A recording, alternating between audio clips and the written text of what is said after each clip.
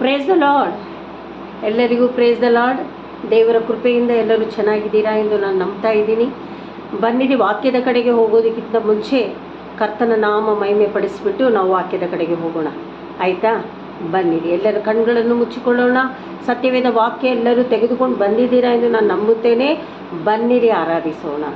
ಪರಲೋಕ ತಂದೆಯೇ, ಸ್ತೋತ್ರ ಸ್ವಾಮಿ. ಈ ದಿನದ ಸೇವೆಯನ್ನು ನೋಡುವವರನ್ನು, ನನ್ನನ್ನು ಪರಿಪೂರ್ಣವಾಗಿ ಪರಿಶುದ್ಧಾತ್ಮನ ಕರದಲ್ಲಿ ಒಪ್ಪಿಸ್ತಾ ಇದ್ದೀನಪ್ಪ. ಎಲ್ಲಿ ಇಬ್ಬರು ಮೂವರು ನನ್ನ ನಾಮದಲ್ಲಿ ಕೂಡಿ ಬರುವರು, ಅಲ್ಲಿ ನಾನು ಇಳಿದು ಬರುತ್ತೇನೆ ಎಂದು ಹೇಳಿದಂಥ ದೇವರು, ಕರ್ತಾವೇ ಸ್ತೋತ್ರ ಸ್ವಾಮಿ. ನಿನ್ನ ಸಾನ್ನಿಧ್ಯ ಇಳಿದು ಬರುವಂತೆ ಯೇಸುವಿನ ನಾಮದಲ್ಲಿ ನಾನು ಪ್ರಾರ್ಥಿಸ್ತಾ ಇದ್ದೀನಪ್ಪ. ಹಾಗೆ ನೀನು ಮಾಡಿದಕ್ಕಾಗಿ ಸ್ತೋತ್ರ ದೇವನೇ. Thank you, thank you, thank you. ಕೃಪೆ ಕೃಪೆ ಕೃಪೆ ಯೇಸು ಅಪ್ಪ, ಎಲ್ಲ ನಿನ್ನ ಕೃಪೆ. ನನ್ನ ಜೀವನ ಸಾಗುತ್ತಿರುವುದು ನನ್ನ ಬಲದಿಂದಲ್ಲ, ನಾ ಮಣ್ಣಲ್ಲಿರದೆ ಉಸಿರಾಡುವುದು ನನ್ನ ಸಾಮರ್ಥ್ಯದಿಂದಲ್ಲ. ಗಣನೆಗೆ ಬಾರದಂತ ನನ್ನ ಗಣನೆಯ ಮಾಡಿದ್ದು ನಿನ್ನ ಕೃಪೆಯೇ.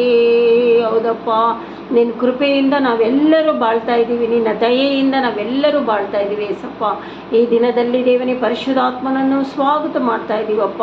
ಈಗೋ ದೇವನೇ ತೆಗೆದುಕೊಂಡಂಥ ವಾಕ್ಯ ಪರಲೋಕ ತಂದೆ ನಾಮ ಮಹಿಮೆ ಪಡತಕ್ಕ ಹಾಗೆ ನನ್ನನ್ನು ಒಪ್ಪಿಸಿಕೊಡ್ತಾ ಇದ್ದೀನಿ. ಈ ವಾಕ್ಯ ಪರಿಶುದ್ಧಾತ್ಮ ನನ್ನನ್ನು ನಡೆಸುವಂತೆ ಯೇಸುವಿನ ನಾಮದಲ್ಲಿ ಒಪ್ಪಿಸಿಕೊಟ್ಟು ತಗ್ಗಿಸಿ ದೇವನೇ ಸೇವೆ ಮಾಡಲು ನನ್ನನ್ನು ಆಶೀರ್ವದಿಸಬೇಕಾಗಿ ಬೇಡಿಕೊಳ್ಳುತ್ತಿದ್ದೇನೆ. ಎಲ್ಲ ಮಹಿಮೆ ನಿಮ್ಮೊಬ್ಬನಿಗೆ ಸಲ್ಲಲಿ, ಜೀವವುಳ್ಳ ತಂದೆಯೇ, ಆಮೇಲೆ. ಬನ್ನಿರಿ, ಇಲ್ಲಿ ಪೌಲನು ಮಾತಾಡ್ತಾ ಇರೋದು ನೋಡಿ. ಪೌಲನ ರೀತಿಯಲ್ಲಿ ಹೋದ್ವಾರನೂ ನಾವು ಪೌಲನ ರೀತಿಯಲ್ಲಿ ಮಾತಾಡಿದ್ವಿ. ಇಲ್ಲಿ 2 ಕೊರಿಂಥ 2:14 ಜನರಿಗೆ ಸುವಾರ್ತೆ ಹೇಳ್ತಾ ಇರೋದನ್ನ ನಾವು ನೋಡ್ತಾ ಇದ್ದೀವಿ. 2:14 ಓದಿಕೊಳ್ಳೋಣ ದೇವರ ಮಕ್ಕಳೇ. ಕ್ರಿಸ್ತನ ಅನ್ಯೋನ್ಯತೆಯಲ್ಲಿ ನಮ್ಮನ್ನು ಯಾವಾಗಲೂ ಜಯಸ್ವದೊಡನೆ ಮೆರೆಸುತ್ತಾ ಆತನ ವಿಷಯವಾದ ಜ್ಞಾನವೆಂಬ ಸುವಾಸನೆಯನ್ನು ನಮ್ಮ ಮೂಲಕ ಎಲ್ಲ ಸ್ಥಳಗಳಲ್ಲಿ ವ್ಯಾಪನಗೊಳಿಸುತ್ತಾ ಬರುವ ದೇವರಿಗೆ ನಾವು ಸ್ತೋತ್ರ ಮಾಡಬೇಕು ಅಂತ. ಕ್ರಿಸ್ತನಲ್ಲಿ ನಾವು ಅನ್ಯೋನ್ಯತವಾಗಿರಬೇಕು. ಅನ್ಯೋನ್ಯತೆ ಅಂದರೆ ಒಬ್ಬರಿಗೊಬ್ಬರು ಪ್ರೀತಿ ಮಾಡೋದು. ಯಾವಾಗಲೂ ಜಯೋತ್ಸವದಿಂದ ಸಂತೋಷದಿಂದ ನಾವಿರುವಾಗ ಕ್ರಿಸ್ತನಿಗೆ ತುಂಬ ಸಂತೋಷ ಆಗುತ್ತದೆ. ಅರ್ಥ ಆಯ್ತಾ ದೇವರ ಮಕ್ಕಳೇ? ಹಾಗಾದರೆ 2 ಕೊರಿಂಥ ಅದೇ ವಾಕ್ಯದಲ್ಲಿ 3:6 ಓದಿಕೊಳ್ಳೋಣ. 3:6 ಓದಿಕೊಳ್ಳೋಣ. ಬರೆದಿಟ್ಕೊಂಡು ನೀವು ಓದ್ಕೊಳ್ಬೇಕು ದೇವರ ಮಕ್ಕಳೇ. ಆತನು ಹೊಸ ಒಡಂಬಡಿಕೆಗೆ ಸೇವಕರಾಗಿರುವ ಸಾಮರ್ಥ್ಯವನ್ನು ನಮಗೆ ಅನುಗ್ರಹಿಸಿದ್ದಾನೆ. ನೋಡಿ, ಹೊಸ ಒಡಂಬೆ ನಾವು ಹಳೆಯ ವಾಕ್ಯದಲ್ಲಿ ನಾವು ನೋಡ್ತಾ ಇದ್ದೀವಿ.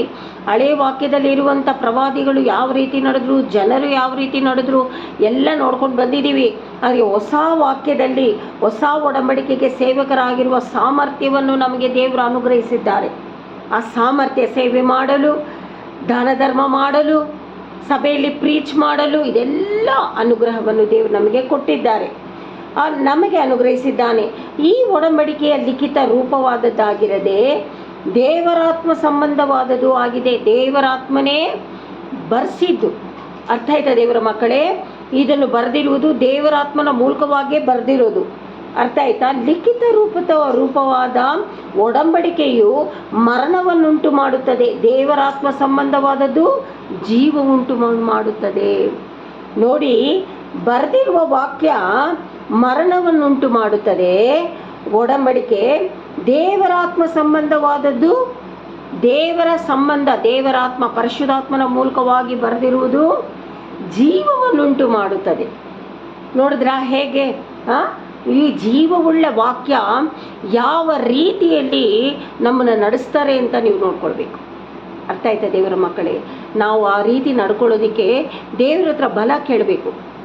ಪರಿಶುದ್ಧಾತ್ಮನ ಮೂಲಕವಾಗಿ ನಾವು ನಡಿಬೇಕು. ದೇವರೇ, ಈ ವಾಕ್ಯ ನಮಗೆ ಹೇಳ್ಕೊಡ್ಲಿ ದೇವರೇ, ಈ ವಾಕ್ಯದ ಜೀವ ನಮ್ಮನ್ನು ಮುಟ್ಲಿ ದೇವರೇ ಅಂತ ಬೇಡ್ಕೊಳ್ಬೇಕು. ಅದೇ 2 ಕೊರಿಂಥ 3:18 ಪೇಜ್ ತಿರುಗಿಸ್ರಿ. 3:18 ಪೌಲನ್ ಏನು ಮಾತಾಡ್ತಾ ಇದ್ದಾರೆ ಅಂತ ನೋಡೋಣವೇ? ನಾವೆಲ್ಲರೂ ಮುಸುಕು ತೆಗೆದಿರುವ ಮುಖದಿಂದ ಕರ್ತನ ಪ್ರಭಾವವನ್ನು ದರ್ಪಣದಲ್ಲಿ ಕಾಣಿಸುತ್ತದೋ ಎಂಬಂತೆ ದೃಷ್ಟಿಸುವವರಾಗಿದ್ದು, ಪ್ರಭಾವದಿಂದ ಅಧಿಕ ಪ್ರಭಾವಕ್ಕೆ ಹೋಗುತ್ತಾ ಆ ಪ್ರಭಾವದ ಸಾರೂಪ್ಯವುಳ್ಳವರೇ ಆಗುತ್ತೇವೆ. ನೋಡಿ, ನಾವು ಮುಸುಕು ತೆಗೆದಿರುವ ಮುಖದಿಂದ ಕರ್ತನ ಪ್ರಭಾವವನ್ನು ನಾವು ಹೊಂದಿಕೊಂಡಿದ್ದೇವೆ. ಆ ಪ್ರಭಾವದಿಂದ ನಾವೇನಾಗ್ತೀವಿ? ನಾವು ಅದಕ್ಕೆ ಸಾರೂಪ್ಯವುಳ್ಳವರಾಗಿ ನಡ್ಕೊಳ್ತೀವಿ. ಇದು ದೇವರಾತ್ಮನಾಗಿರುವ ಕರ್ತನ ಕೆಲಸಕ್ಕನುಸಾರವಾದದ್ದೇ. ದೇವರ ಆತ್ಮನು ನಡೆಸಿದರೆ, ಪರಿಶುದ್ಧಾತ್ಮ ನಮ್ಮನ್ನು ನಡೆಸಿದರೆ ನಾವು ನಡೆಯುವುದಕ್ಕೆ ತುಂಬ ಈಸಿ. ನಮ್ಮ ಬುದ್ಧಿಯಿಂದ ನಡೆಯುವುದಕ್ಕೆ ಆಗೋದಿಲ್ಲ ದೇವರ ಮಕ್ಕಳೇ. ಪರಿಶುದ್ಧಾತ್ಮ ನಮ್ಮನ್ನು ಕೈ ಹಿಡಿದು ನಡೆಸಬೇಕು. ಅರ್ಥ ಆಯ್ತಾ ದೇವರ ಮಕ್ಕಳೇ? ಹಾಗಾದರೆ ನಾವು ಆ ರೀತಿ ನಡೆಯುವಾಗ ಪರಲೋಕದಲ್ಲಿರುವ ತಂದೆ ಸಂತೋಷ ಪಡುವವನು. ಕೊನೆಯದಾಗಿ ಓದಿಕೊಳ್ಳೋಣ 5:10. ಏನು ದೇವರು ಇಲ್ಲಿ ಪೌಲನು ಮಾತಾಡ್ತಾ ಇದ್ದಾರೆ ಅಂತ ಓದಿಕೊಳ್ಳೋಣವೇ ದೇವರು. ಯಾಕೆಂದರೆ ಪ್ರತಿಯೊಬ್ಬನು ತನ್ನ ದೇಹದ ಮೂಲಕ ನಡೆಸಿದ ಒಳ್ಳೆಯದಕ್ಕಾಗಲಿ ಕೆಟ್ಟದಕ್ಕಾಗಲಿ ಸರಿಯಾಗಿ ಪ್ರತಿಫಲವನ್ನು ಹೊಂದುವುದಕ್ಕೋಸ್ಕರ ನಾವೆಲ್ಲರೂ ಕ್ರಿಸ್ತನ ನ್ಯಾಯಾಸನದ ಮುಂದೆ ಯಥಾಸ್ಥಿತಿಯಲ್ಲಿ ಕಾಣಿಸಿಕೊಳ್ಳಬೇಕು. ಅರ್ಥ ಆಯ್ತಾ? ಕೊನೆಯದಾಗಿ ಏನು ಹೇಳ್ತಾ ಇರೋದು? ನಾವು ಎಲ್ಲರೂ ದೇವರ ಮುಂದೆ ಒಳ್ಳೆ ನೀತಿಯ ಸ್ವಭಾವವುಳ್ಳವರಾಗಿರಬೇಕು. ಎಲ್ಲ ಕಾರ್ಯಗಳಲ್ಲಿ 10 ಕಟ್ಟಳೆಗಳು, ಆ ಕಟ್ಟಳೆಗಳಲ್ಲಿ ನಾವು ಪಾಲ್ಗೊಳ್ಳರಾಗಬೇಕು, ಅದರಂತೆ ನಡಿಬೇಕು. ದೇವರಾತ್ಮನು ಹೇಳ್ತಾ ಇರೋದು ಅದೇನೇ.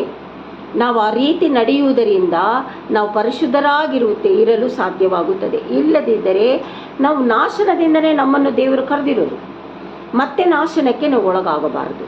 ಪರಿಶುದ್ಧಾತ್ಮನು ನಮ್ಮನ್ನು ಈ ರೀತಿಯಾಗಿ ನಾವೆಲ್ಲರೂ ಕ್ರಿಸ್ತನ ನ್ಯಾಯಾಸನದ ಮುಂದೆ ನಿಂತ್ಕೊಳ್ಬೇಕು. ಮುಂದೆ ಯಥಾಸ್ಥಿತಿಯಲ್ಲಿ ಕಾಣಿಸಿಕೊಳ್ಳಬೇಕು, ಬೆಳಕಾಗಿ ಕಾಣಿಸಿಕೊಳ್ಳಬೇಕು, ತಗ್ಗಿಸುವವರಾಗಿ ಕಾಣಿಸಿಕೊಳ್ಳಬೇಕು, ಒಬ್ಬರನ್ನೊಬ್ಬರು ಪ್ರೀತಿ ಮಾಡುವವರಾಗಿ ಕಾಣಿಸಿಕೊಳ್ಳಬೇಕು, ನೆರೆಯವರನ್ನು ಪ್ರೀತಿಸುವವರಾಗಿ ಕಾಣಿಸಿಕೊಳ್ಳಬೇಕು. ಈ ರೀತಿಯಾಗಿ ನಾವು ಕರ್ತನ ನ್ಯಾಯಸ್ಥಾನದಲ್ಲಿ ನಿಲ್ಲುವವರಾಗಿರಬೇಕು.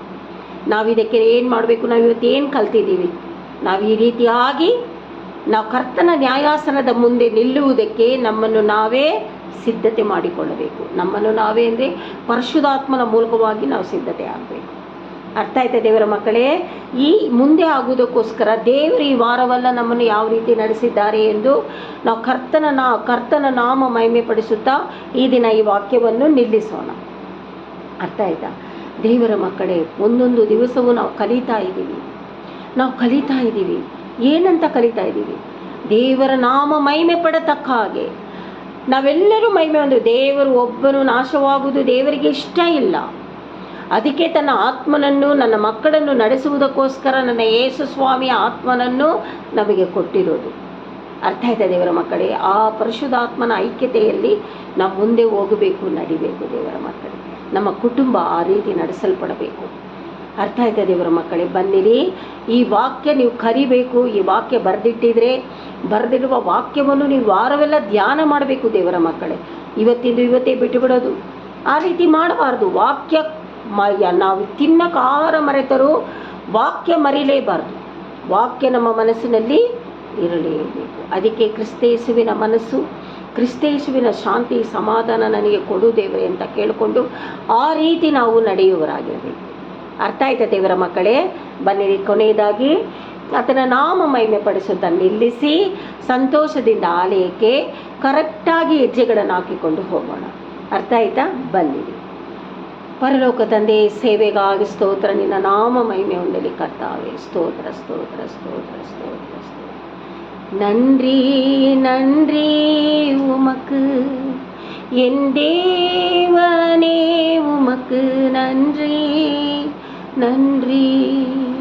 நீர் செய்த நன்மைகளுக்கு அப்பா, நீர் செய்த நன்மைகளுக்கு என்ன செய்வது என்று யோசிச்சுக்கின்றேன்.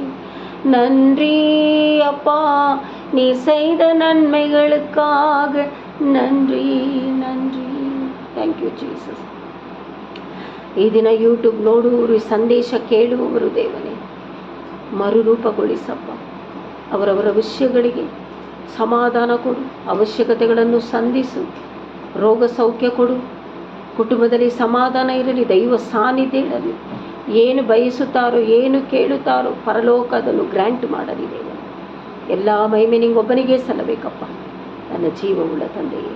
ಆಮೇಲೆ ಗಾಡ್ ಬ್ಲೆಸ್ ಯು ದೇವರ ಮಕ್ಕಳೇ. ಸಂತೋಷದಿಂದ ದೇವರ ಆಲಯಕ್ಕೆ ಹೋಗಿ.